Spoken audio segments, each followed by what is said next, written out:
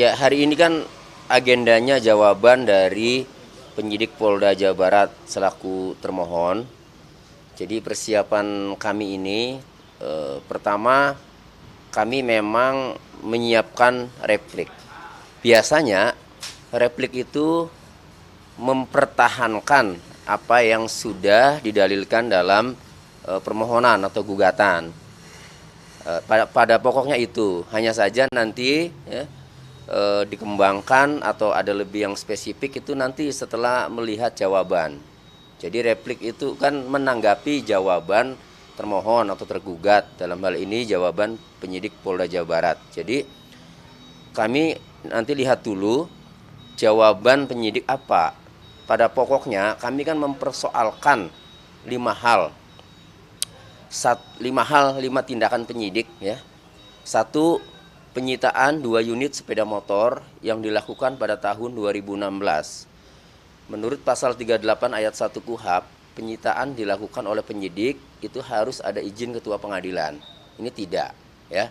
Kemudian yang kedua ya, ada penetapan DPO. DPO itu pada awalnya kami ya silakan saja kon DPO Peggy alias Peron.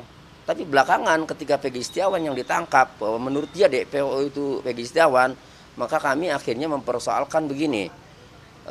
Penetapan DPO pada tanggal 14 Mei 2024 ya, itu cacat hukum. Ya, kenapa?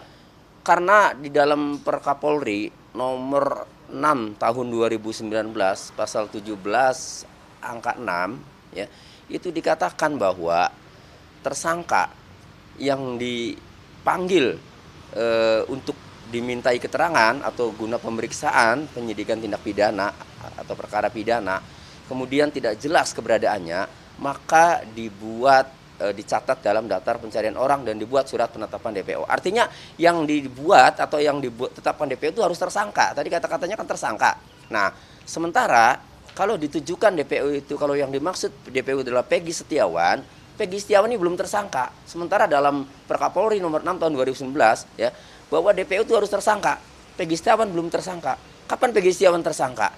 Peggy Setiawan itu tersangka tanggal 21 Mei setelah ditangkap. Nah, jadi 2 tadi penetapan DPO. Ketiga itu penangkapan ya. Nah, penangkapan ini ya, ini juga harus melalui penyidikan dulu. Kenapa harus melalui penyidikan dulu ya? Karena penangkapan ini dilakukan terhadap seseorang yang ada bukti permulaan yang cukup, minimalnya 2 alat bukti ya. Nah, untuk mencari atau untuk menggali kira-kira ada 2 alat bukti atau bukti permulaan yang cukup, maka harus dilakukan pemeriksaan dulu sebagai saksi, terkonfirmasi jadi kan. Nah, ini tidak kan, langsung saja ditangkap, sehingga penangkapan ya terhadap Peggy Setiawan klien kami ini adalah cacat hukum. Itu yang ketiga. Nah, yang keempat ya, itu ada penyitaan ya. Penyitaan ijazah, rapot ya, ijazah SD, ijazah SD, SMP, rapot SD, rapot SMP punya Peggy. Kemudian KIP kartu Indonesia Pintar juga disita juga ya. Kemudian akte kelahiran asli disita dan ada fotokopi kartu keluarga. Sama ya, penyitaan ijazah, rapot, kartu keluarga, kartu Indonesia Pintar, akte kelahiran juga berdasarkan pasal 38 ayat 1. STNK motor 2. STNK motor 2 ya. Kunci motor 2. Kunci motornya 2. Nah, itu dilakukan tanpa adanya penetapan dari izin dari pengadilan. Nah, ini juga melanggar prosedur ya. Itu pada poinnya itu ya, yang dituangkan di dalam permohonan pra peradilan. Nah, hari ini agenda jawaban itu kami ingin tahu apa jawaban penyidik Polda Jawa Barat ya menanggapi gugatan kami ya. Kemudian alat bukti apa yang dimiliki. Nah, seandainya nanti jawaban itu sudah kami terima dan ada alasan-alasannya kan dalam jawaban itu, penyitaannya bagaimana, kemudian alat buktinya apa sehingga menetapkan klien kami sebagai tersangka ya. Nah, kemudian dari jawaban itu baru kami tanggapi. Jadi pada pokoknya kami sudah siapkan, karena pada pokoknya replik itu mempertahankan dalil gugatan atau permohonan kami kan tetapi sekaligus juga menanggapi jawaban pihak penyidik Polda Jawa Barat atau menanggapi jawaban termohon. Itu persiapan kami. Jadi kami tunggu jawabannya seperti apa, nanti kami tanggapi. Misalkan tim bidang hukum Polda ini dalam jawaban itu tidak sesuai dengan materi gugatan diajukan, akan seperti apa? Artinya jawabannya itu tidak sesuai ketentuan ya. Misalnya alat buktinya ya ternyata tidak cukup ya. Kan begini, bagi penyidik kan percaya diri itu kemarin. Ya mungkin bagi penyidik sesuai prosedur. Kan kemarin juga disampaikan sama pihak penyidik kan bahwa penetapan tersangka, pada pokoknya penetapan tersangka yang dilakukan itu sudah sesuai prosedur. Ya silahkan, kan gini. Di dalam pasal 184 KUHP ya, itu alat buktinya itu harus jelas ya. Ada 5 alat bukti ya di dalam pasal 184 KUHP itu. Nah, yaitu 1 keterangan saksi, yang kedua ahli ya, yang ketiga surat, keempat petunjuk, kelima keterangan terdakwa. Untuk menetapkan tersangka terhadap seseorang minimalnya 2 dari 5 tadi, minimalnya 2 alat bukti dari 5 tadi. Dan berdasarkan putusan Mahkamah Konstitusi nomor 21 tahun 2014, selain harus ada 2 alat bukti minimal ya untuk menetapkan tersangka, juga yang bersangkutan harus diperiksa dulu sebagai saksi sebelum ditetapkan tersangka. Nah, ini faktanya ya. Peggy Setiawan ini kan langsung ditangkap sebelum dilakukan pemeriksaan sebagai saksi, langsung ditangkap saja kan. Harusnya dipanggil dulu, diperiksa dulu sebagai saksi. Ini langsung saja ditangkap. Lah kalau kemudian ditangkap ada bukti ditangkap kan dia DPO. Ya, DPO-nya kan beda. Artinya kalau memang orang yang berbeda berarti kan orang yang dicurigai, belum tentu yang bersangkutan di DPO. Kalau orang dicurigai harus dilakukan penyidikan dulu, diperiksa dulu kan sampai ditemukan alat bukti, sampai ditemukan keyakinan kan. Nah, jadi ini tidak pernah diperiksa sebagai saksi dari 2016 sampai 2024 tidak pernah diperiksa sebagai saksi, terus tiba-tiba ditangkap. Nah, sementara putusan tiba-tiba ditangkap dan ditetapkan tersangka. Jadi ditangkap ditangkap siangnya, kemudian gelar ditetapkan tersangka. Ya. Artinya penetapan tersangka ini ya, harusnya berdasarkan pasal 184 KUHP ya, minimal 2 alat bukti, dan berdasarkan putusan Mahkamah Konstitusi juga harus ya selain 2 alat bukti ya, ada 2 minimal ya, kemudian harus diperiksa sebagai saksi. Ini tidak kan, langsung ditangkap dan ditetapkan tersangka. Lalu sekarang nanti jawaban Polda apa atas ketentuan atau prosedur penetapan tersangka itu yang kami dalilkan? Apa coba jawabannya? Apakah dia sudah memeriksa Peggy Setiawan sebagai saksi sebelum mendapatkan tersangka? Ya kami nggak tahu, nanti coba lihat jawabannya kan. Nah, intinya kami mengamati berdasarkan surat pemberitahuan penangkapan, surat pemberitahuan penahanan ya, itu langsung habis ditangkap kemudian ditetapkan tersangka. Itu sehingga kami meyakini ya penetapan tersangka terhadap Peggy Setiawan ini adalah cacat hukum dan tidak sah itu. Pak, tadi kan selain hari kan biasanya ada sidang pembuktian. Kalau dari tim kuasa hukum Peggy sendiri, apa yang siapa saksi ahlinya dan berapa saksi nanti untuk besok? Untuk besok itu kita rencananya itu ada saksi itu 1, 2, 3, 4, ada 5 ya, ada 5 saksi ya, kemudian ada 1 ahli ya untuk pembuktian ya. Jadi ada bukti-bukti itu kan ada surat ya, kemudian ada keterangan saksi dan nanti dilengkapi dengan ahli ya, ada keterangan ahli itu.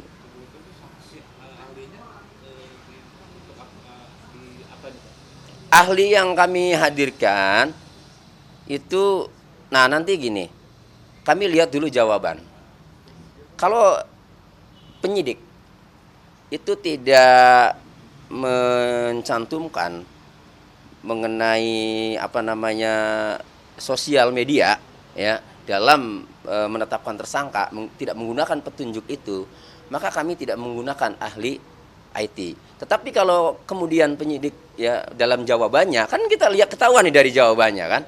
Nah, penyidik misalnya ada berhubungan dengan IT, media sosial ya sebagai petunjuk menetapkan klien kami sebagai tersangka, maka kami juga menghadirkan ahli IT selain ahli pidana. Kalau ahli pidana pokok, karena ahli pidana itu ahli yang akan menjelaskan bagaimana proses ya penyitaan secara hukum, prosedur penyitaan, bagaimana prosedur DPO, bagaimana prosedur penangkapan, bagaimana prosedur penyitaan setelah itu penggeledahan dan seterusnya, itu ahli pidana. Nah, jadi ahlinya nanti ahli pidana untuk sementara, tetapi lihat jawaban penyidik nanti kan. Kalau penyidik selain prosedur penetapan tersangka pidana ya, ada lagi untuk menetapkan tersangka itu ada tadi ya, petunjuk-petunjuk atau bukti-bukti terkait media sosial ya pasti kami hadirkan ahli di bidang IT. Kemarin kan Kabid Polri juga sempat menyatakan bahwa saksi yang akan dalam sidang pembuktian ada dua saksi ahli dan hanya surat ada dua itu. Gimana tanggapannya? Ya, jadi pembuktian yang akan diajukan oleh termohon penyidik Polda itu kan hanya ahli ya, hanya ahli. Nah, sama surat pembuktiannya kan surat ya sama keterangan ahli. Nah, ini kan jadi bertolak belakang ya. Jadi dengan bertolak belakang dengan keterangan Kabid Humas Polda Jawa Barat pada saat konferensi pers. Beliau kan menyampaikan bahwa penetapan tersangka terhadap PS kata dia, itu kan berdasarkan pengakuan atau keterangan saksi ya, diantaranya itu kan AF dan ada terpidana. Lah hadirkan dong. Ya kalau yakin ya berdasarkan keterangan saksi AF dan terpidana hadirkan. Jangan ahlinya saja. Kalau tidak dihadirkan, kami menduga takut. Ya, takut apa? Takut saksi itu dicecar, dimintai keterangan ya, apalagi di live di media ya. Takut terbongkar karena selama ini yang muncul ya berita-berita itu, pengakuan-pengakuan itu banyak saksi ya yang dikondisikan. Jadi seperti misalnya Sudirman ini kan dan teman-temannya itu yang dipidana, yang sudah menjadi terpidana itu kan belakangan muncul pada saat ditangkap itu kan mereka mengaku dianiaya. Mereka mengaku karena sudah tidak tahan. Jadi mau nggak mau ngaku. Tapi kali ini beda ya, ini akan terbuka sehingga ya hemat kami kalau dihadirkan pasti akan menjawab jujur. Terutama menerangkan Peggy. Untuk dirinya sendiri aja pasti kami tanya sebenarnya terlibat atau tidak walaupun ada putusan. Tapi boleh namanya dia jadi saksi ya kita tanya kan. Nah, kemudian yang kedua kaitannya dengan Peggy, kalau dirinya saja Sudirman tidak terlibat sebenarnya ya, maka apalagi menyebut Sudirman. Nah, untuk AF ya, itu kan kesaksiannya janggal. Ya, waktu itu. Nah, karena melihat jarak 100 meter, tapi kok bisa mengidentifikasi pelaku ciri-cirinya? Kan ada dua kemungkinan. Bisa jadi kesaksiannya bohong, bisa jadi juga dia juga ada di TKP dan terlibat, bisa jadi. Kalau memang mengetahui semua. Makanya kalau dua-duanya itu hadir, ya pasti akan terbuka, akan jadi terang benderang nanti. Cuma ini kan tidak dihadirkan, ya mungkin ketakutan. Lalu kemudian ketakutan bagi penyidik, takut terbongkar. Ya. Kemudian kalau ahli saja yang dihadirkan, ahli mau menerangkan apa? Kalau ahli mau menerangkan prosedur bagaimana penetapan tersangka, ya silakan saja. Tetapi kalau kemudian ahli ya menerangkan bahwa alat bukti yang dimiliki oleh penyidik diterangkan oleh ahli bahwa itu sudah sesuai prosedur, wah ya kami akan tanya.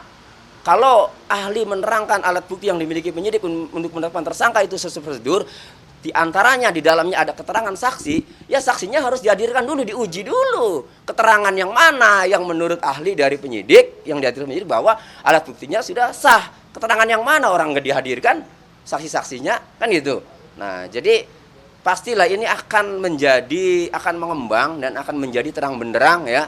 Dan kami yakin membuat hakim tunggal juga nanti akan bisa menilai bahwa dengan tidak dihadirkan saksinya itu ya sebagai alat bukti yang dapat menetapkan tersangka klien kami Peggy Setiawan ya, tidak dihadirkan hanya ahli saja, kami yakin kami sudah bisa menilai, sudah bisa prediksi hakim akan ragu itu dengan penetapan tersangka PS atau Peggy Setiawan. Tadi kan Polda Jawa Barat kan tadi sempat melakukan beberapa kali tes psikologi kepada terpidana dan yang lainnya. Apakah ini akan menjadi kekhawatiran dari tim kuasa hukum bahwa Polda Jawa Barat akan melakukan tes psikologi sebagai salah satu bukti dalam penetapan Peggy? Ya, kekhawatiran ada. Hanya saja karena ini sudah masuk pra peradilan dan sudah agendanya hari ini jawaban, ya tetap kami lihat dulu apakah jawaban penyidik khususnya dalam menetapkan tersangka Peggy Setiawan, apakah ada keterangan ahli ya atau petunjuk ya dari hasil psikologi, tes psikologi. Apakah ada? Nanti kita lihat di dalam jawaban penyidik Polda Jawa Barat ini hari ini. Jadi nanti walaupun pembuktiannya Polda Jawa Barat itu nanti setelah kami ya hari Kamis, tapi dari jawaban itu ya itu kelihatan nanti apa-apa yang mau dibuktikan. Jadi ada dalilnya, pasti ada dalam jawaban itu ada dalil-dalilnya. Kenapa penyidik Polda Jawa Barat menetapkan tersangka Peggy Setiawan? Apa dasarnya? Apa alat buktinya? Kan pasti ada. Sehingga nanti akan kami lihat apakah di dalamnya termasuk ada keterangan atau hasil tes psikologi kan, nanti kami lihat nanti. Tadi kan selain soal Peggy Setiawan kan Polda juga sedang melakukan penyelidikan tentang pasal 21 di ini kuasa seperti apa Mbak? Perintangan penyidikan. Jadi gini, penyidik Polda Jawa Barat ya silakan sah-sah saja, silakan mungkin punya wewenang untuk menyelidiki dugaan perintangan penyidikan atau obstruction of justice sebagaimana diatur dalam pasal 221 KUHP. Silakan saja.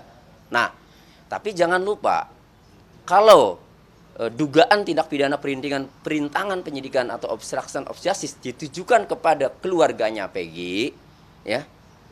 Masa nggak cerdas? Tunggu dulu dong. Peggy Setiawannya ini pelaku bukan. Peggy Setiawannya ini terbukti sebagai pelaku tindak pidana bukan. Nah, ini tunggu dong putusan baik pra peradilan maupun putusan perkara pokok nanti pengadilan. Kalau di sini gagal ya. Nah, tapi kami yakin lah sebenarnya di sini. Tapi intinya tunggulah sampai putusan pengadilan. Kalau kemudian ternyata Peggy Setiawan bukanlah pelaku tindak pidana, ya apa yang dilakukan oleh keluarganya termasuk bapaknya yang diperiksa obstruction of justice ya bukan merupakan tindakan perintangan penyidikan. Merintangi siapa? Orang Peggy Setiawannya tidak bersalah, bukan pelaku. Kan gitu. Itu. Jadi kita lihat dulu dan penyidik Polda Jawa Barat juga harus cerdas. Ya tidak usah terburu-buru. Tunggu saja dulu ya putusan baik pra peradilan maupun ya perkara pokok Peggy Setiawan ini terlibat tidak dalam peristiwa pembunuhan Pina Eki di Cirebon itu. Apabila hasil dari identitas yang diharapkan apa yang dilakukan selanjutnya? Ya, pada prinsipnya kami optimis, ya.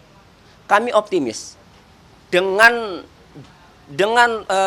pernah diuji, ya, di kejaksaan, berkas dilimpahkan ke kejaksaan, lalu kejaksaan menjawab, ya, bahwa ada kekurangan syarat formil dan material. Formil itu penting, formil itu terkait subjek hukum sebagai pelaku tindak pidana, orangnya tepat belum.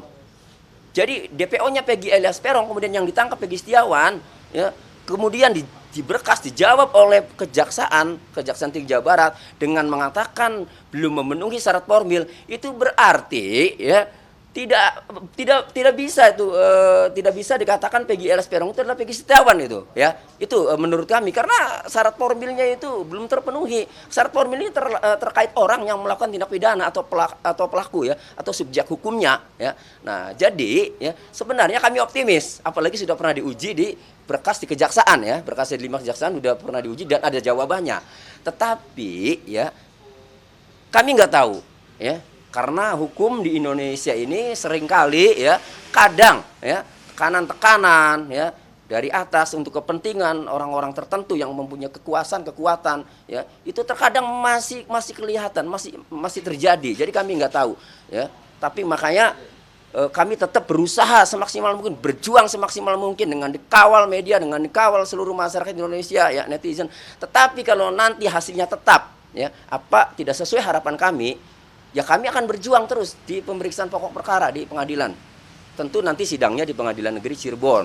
Kalau sampai di sini di pra peradilan gagal ya, tentu nanti persidangan pokok perkara ya di Pengadilan Negeri Cirebon, dan itu jauh lebih terbuka, jauh lebih luas. Kalau semua saksi-saksi pada ketakutan tidak dihadirkan, ya sudah, berarti kan tidak ada alat bukti yang disampaikan di depan persidangan. Karena alat bukti yang sah itu adalah yang disampaikan di persidangan. Itu. Makasih Mas. Oke.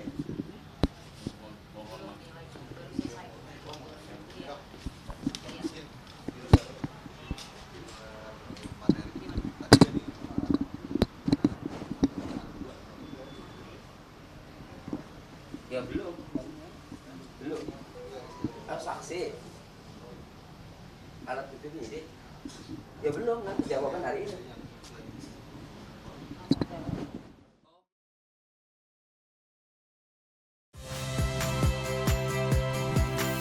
Saya Radi Saputro.